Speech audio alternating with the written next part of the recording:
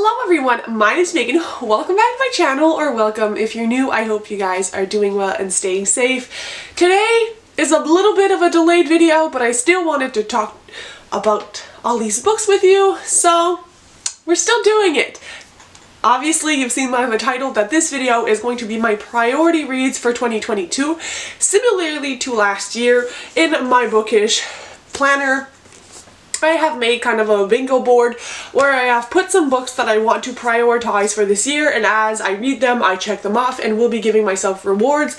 I have yet to identify the rewards that will come with reading these books, but it's gonna happen. So these books are a blend of all genres and a blend of newer books and older books on my shelves that I want to get myself to read.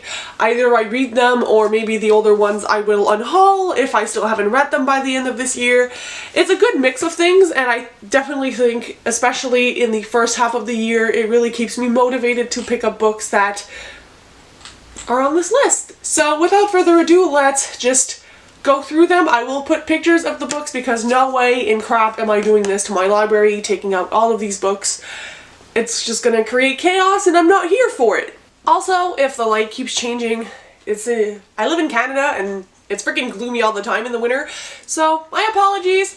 For the sake of this video, I'll be going horizontally, but no one cares about that. So the first on my list is actually an adult mystery, thriller-ish. I think it's more of a mystery, and that is FINLAY Donovan is Killing It. I have heard excellent things about this book, and sometimes I do like to dip my toes in the mystery genre. This one is about I don't know if she's a single mother, but a mother of, I believe, 2 children who publishes books. She's an author, and I think that the mystery thriller is her genre, and while she's having a meeting with her publicist planning out her next book, someone actually overhears her conversation and thinks that she is murder for hire, and then they ask her if she could kill someone they need to get killed, and it kind of unravels from there. I'm guessing she said yes. A lot of people say this is hilarious, super well written, and the second book is actually coming out, I believe, February of 2022. Therefore, it would be great if I could get the groove going with the first book. The second book, spoiler alert, I've already read in January, and that is the Dragon Tapestry. And this one is a graphic novel, part of like a bigger series, the Dragon Society being the first one. They are mostly targeted towards middle grade readers. However, I believe that everybody can get something out of these, and the illustrations are absolutely gorgeous, and so obviously it's on my list for those reasons. Spoiler alert, I've read it and loved it. The third book is The Mistake by L. Kennedy. This is the second book in the Off-Campus series. I read The Deal last year in 2021, or was it 2020? I think it was 2020. Jesus, time flies. And this is a hockey romance series, college-aged. It does have some spice. I loved The Deal. I absolutely adored that book, and I cannot wait to get to the second one. I don't hear as much people talking about this book specifically, but the series overall is really a crowd pleaser. Everybody and their mom has read this series and absolutely loved it. If it's something that's of interest to you, I believe the first one is still free on Kindle, so you can check it out for yourself, but it's really worth it. I don't remember the exact plot of the second book, but I'm very, very hyped to read it. Plus, it's super short. We then have Friends with Benedicts by Stacey Hart, which I read Bet the Farm? Why do I keep saying Beat the Farm?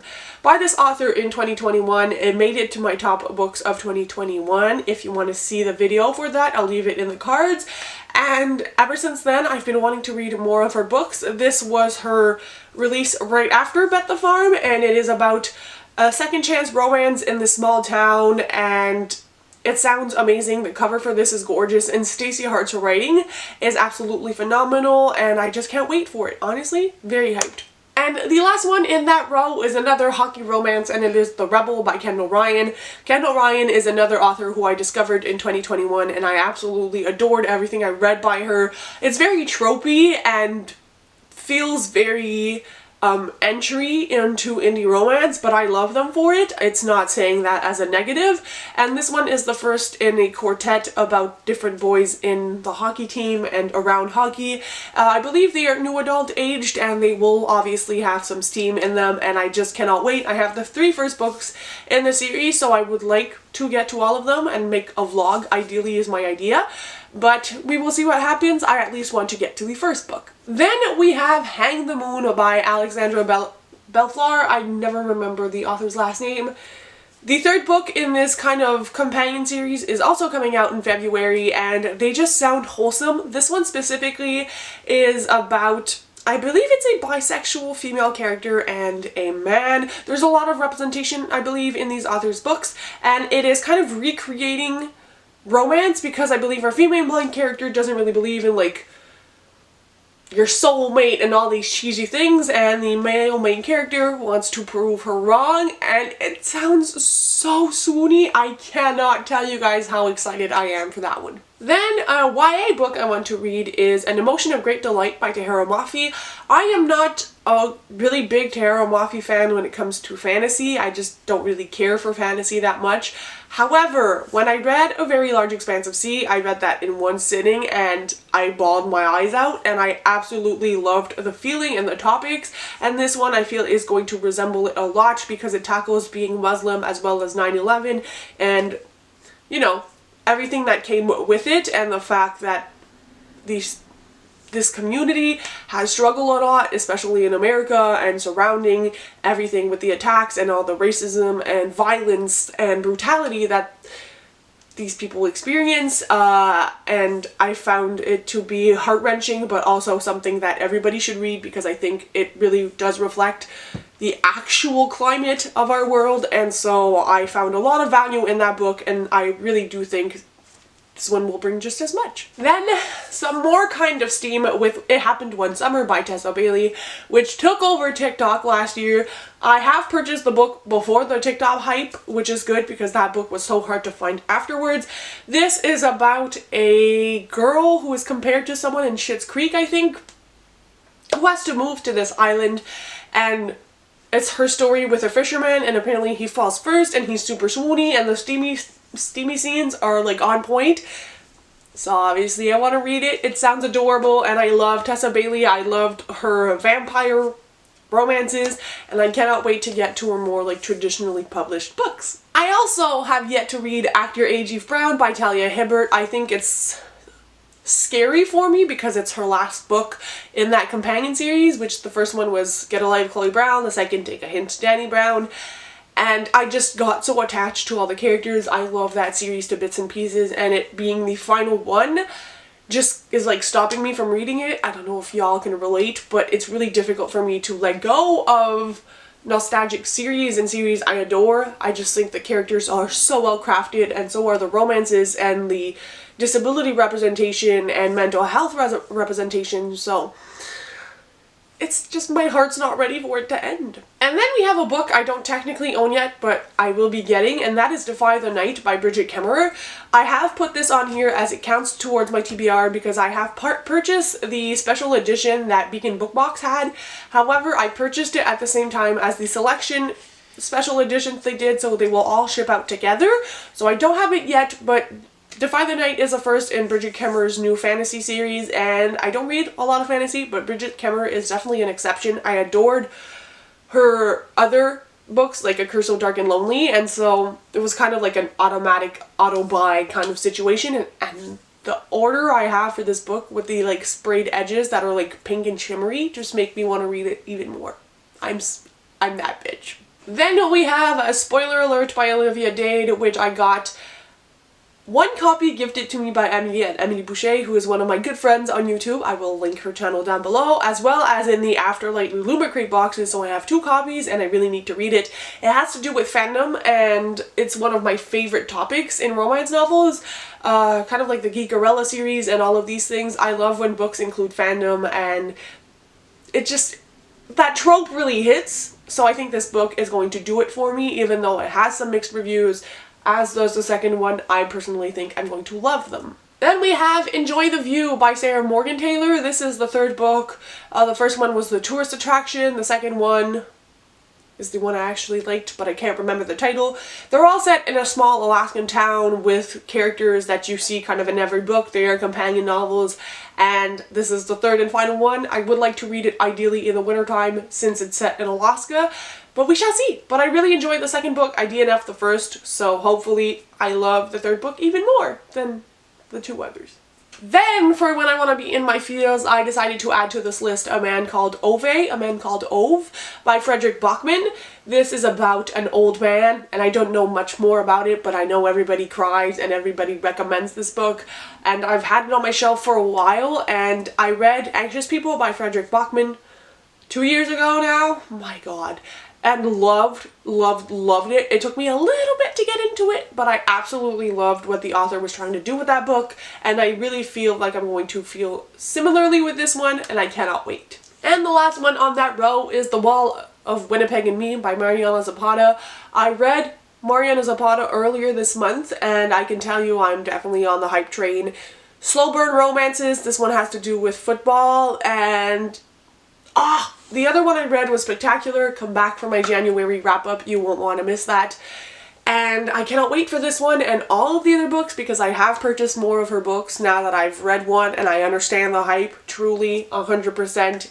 Everybody was right. Starting the second to last row, we have The Bride Test by Helen Huang. I read the author's two other books back in 2021 and I absolutely fell in love, so it's a no-brainer for me. I need to read this book.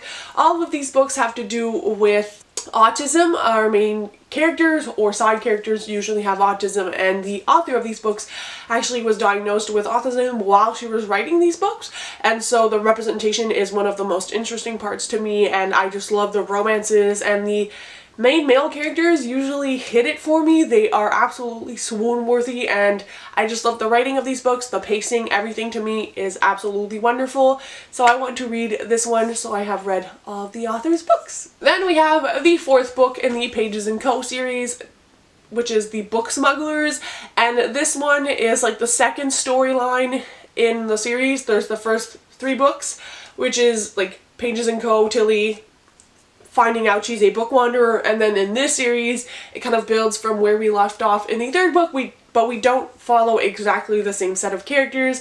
I cannot wait for this. I have loved the Pages & Co. series, which if you know nothing about, follows a main character named Tilly who in the first book realizes that she can book wanderer, which means that she can go into books and book characters can come out. In the first book she is on a quest to find her mother that is missing, and then the story completely unravels from there. It is a middle grade series, one of the best in my opinion, and so obviously I want to be up to date on the series. Then we also have The Humans by HAIG, which is another book I think will probably make me cry. 2 years ago I read The Midnight Library and I bawled my eyes out, and I adore that book. I know it has controversial opinions, but to me it really hit the spot. I loved the kind of dash of fantasy sci-fi-ish with the time travel-ish elements, plus the library, plus the mental health. I think that for me it was one of like the rare perfect books. I know it's not actually perfect, but for me it was, and The Humans is one of HAIG's other acclaimed books. This was actually gifted to me right when I was falling sick last year, so I unfortunately didn't get to it, but now that I'm all better, I should be getting to it very soon. We also have Sunkissed by Casey West, which I haven't read yet, and I was super hyped for that book last year, but again, it was right when I moved. Then I got sick, and a lot of that reading year kind of went to waste because it took me a lot of time to recuperate, and then, you know, life. But it is another one I really want to get to. It sounds absolutely amazing, and it is definitely a contender with Listen to Your Heart, which has been my favorite Casey West for years, so we'll see what happens. We also have Bittersweet by Serena Bowen, which is the first in like a long companion series of books. I think these books are set in Vermont? And it's like a gruffy men who help women and stuff like that. I have the first book, and also the audio is free with the, if you're Audible member, it's kind of like in the included in Audible thing.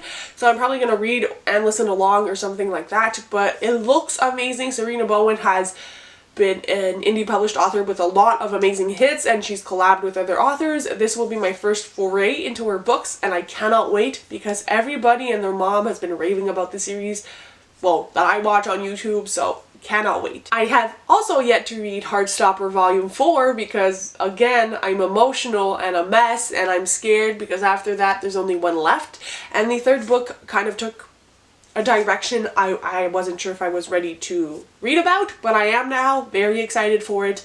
And if you don't know Heartstopper, it is about Nick and Charlie, who are friends, and then one of the characters knows he is gay and the other is questioning their sexuality, and they end up falling in love. It is an amazing love story and an amazing friendship with a lot of interesting side characters, and I highly recommend that graphic novel series to everyone. We also have To Love Jason Thorne by Ella Mays, which has taken TikTok by storm. I've had that book for a while, and I think it's like a famous person trope. I'm not 100% sure. I think it kind of is. Cannot wait for it. I don't want to know too much going into it, but it's on the TBR. Similarly, The Spanish Love Deception by Elena Armos. She is the Bibliothèque on Instagram. I've followed her for years, purchased her book immediately when it came out, and then everybody's been raving about it, so it's kind of scared me away from reading it, but I really want to. It's like a office, close proximity, kind of a hate to love romance that includes a wedding and a really fabulous man, from what I've heard. Like, Aaron Blackford is the shit apparently, so I cannot wait to read that. We also have Kingdom of the Curse by Carrie Maniscalco. I read Kingdom of the Wicked last year. Carrie Maniscalco is my favorite author of all time. I have 3 editions of Kingdom of the Cursed, and I need to read it. And finally, we have More Than Maybe by Erin Hahn, which is a YA romance that has to do with music. I don't remember much about it, but I was really excited when it was announced and I purchased it. Did I read it? No, I'm trying to rectify that with my list. So those are all the books I'm going to prioritize in the year of 2022. Wow, I can't talk. Let me know in the comments what you guys are planning on prioritizing or what you just really want to read this year, and I'll see you very soon with another video. Also, if you don't want to comment any of that, comment a blue emoji to let me know you made it to the end. Bye guys, happy reading!